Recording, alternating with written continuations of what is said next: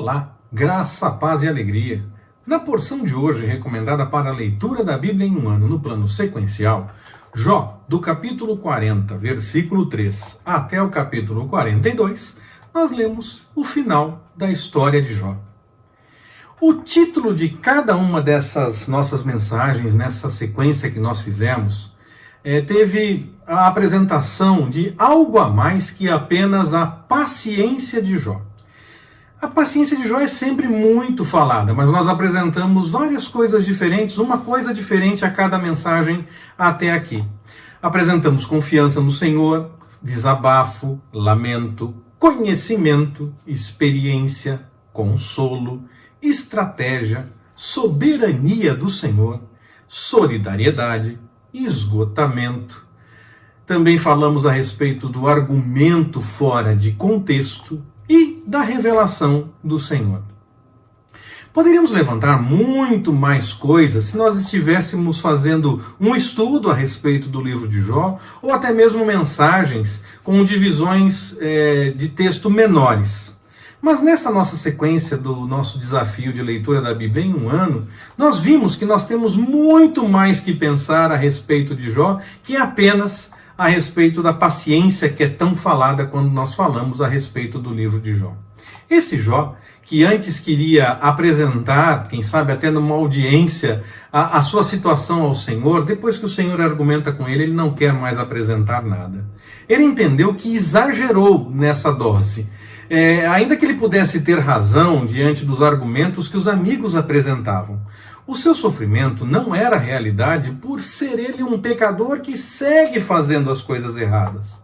Mas mesmo assim, ele não poderia questionar os desígnios de Deus. Mesmo que ele estivesse passando por aquele sofrimento de uma forma diferente da forma argumentada pelos amigos, ele não estivesse sofrendo pela razão que muitas vezes se tem como a única, e até os dias de hoje é assim, que ele estava colhendo o que ele plantou, o Senhor sim tinha outros planos e deveria ser respeitado em seus planos. Na conversa, nesse momento, o Senhor chama a atenção até mesmo para o hipopótamo, por exemplo, para dizer que, apesar do ser humano ter a sua importância, ser um pouco menor do que os anjos, a criação como um todo tem sua importância. E é preciso parar para pensar na beleza de cada coisa. Jó reconhece então que ele exagerou quando tentou dizer que precisava apresentar diante do Senhor a sua situação para dizer, mas eu não pequei, por que eu estou passando por isso? Ele não tinha errado antes ao passar tudo por que passou, e não errou para passar por todas essas coisas. Não foi como acreditavam os seus amigos, que ele tivesse errado e estivesse recebendo o pagamento por conta dos seus erros. Não foi assim. Mas ele errou ao querer questionar ao Senhor por sua situação. Se ele entendia que mesmo o ímpio pode ter coisas boas, e mesmo aquele que busca a vontade do Senhor pode passar também por problemas, por que ele queria questionar a sua situação? É bem verdade que ele chega a esse momento de questionar a sua situação, até mesmo diante do Senhor, por conta do argumento dos amigos dele. Ele acaba sendo levado a isso. Eles ficam insistindo tanto que, na verdade, ele estava passando por aquilo porque errou, que ele então quer mostrar, não, eu não errei. Ou me mostrem no que eu errei, ou eu quero apresentar que eu não errei, na verdade. Eles entendem que realmente foi por conta do pecado que ele passou por tudo isso e ficam insistindo tanto que ele acabou até argumentando essa questão de querer apresentar até mesmo diante do Senhor a sua inquietação de que não era por conta disso ou querer saber qual era o seu erro para que ele estivesse experimentando por tudo aquilo. Mas ele sabia que o Senhor ia além, que o Senhor é soberano e pode agir de outras formas. Ele não tinha então que querer apresentar a sua situação ao Senhor, ainda que ele tenha sido levado a isso diante dos argumentos. Ele perdeu ali naquele momento a razão também, ele passou do ponto, passou do limite nesse momento, porque ele deveria saber que o Senhor faz tudo o que lhe apraz. Ele não precisava questionar ao Senhor diante do que estava acontecendo, porque ele é soberano e estaria cuidando de todas as coisas. Mas quando ele é confrontado com a sua falha em querer questionar ao Senhor por conta das coisas que ele estava passando, que na verdade o Senhor estava fazendo o que ele achava melhor, havia um plano, mostrar que Jó não iria blasfemar nem abandonar ao Senhor por ter perdido tudo o que tinha. Essa é a conversa desde o começo, lá no início do livro, quando Deus fala com o inimigo e tem todas aquelas situações permitidas para que Jó passasse. Ele reconhece, Jó então reconhece o seu erro e entende que ainda conhecia muito pouco do Senhor. Mesmo que ele tivesse muito conhecimento, pelo menos mais do que os seus amigos, ele ainda estava limitado pela crise humana, pela condição mesmo da humanidade. Sabia que o agir do Senhor pode sim ir além do que se imagina como comum. Ele até argumenta isso e coloca para os amigos dele essa situação. Ele apresenta isso para os amigos quando conversa com eles. Mas ele acaba se rendendo à mesma limitação humana de alguma forma e acaba então querendo questionar e apresentar que na verdade não fez nada de errado e queria então questionar diretamente ao Senhor por conta disso. Mas quando o Senhor apresenta para ele todas as coisas, ele entende que nesse ponto realmente ele passou do limite, que não era para ter chegado a tanto. Nós precisamos ir além das palavras, mais do que nós dizemos acreditar e colocar realmente em prática. Jó acreditava e disse muitas coisas, e muita coisa ele colocou em prática também, mas ele também chegou um momento em que ele passou do ponto.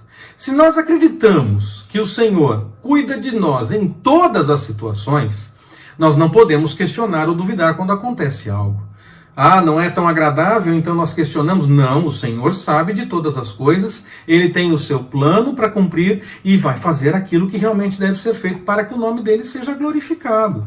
Há um plano em todas as situações que acontecem.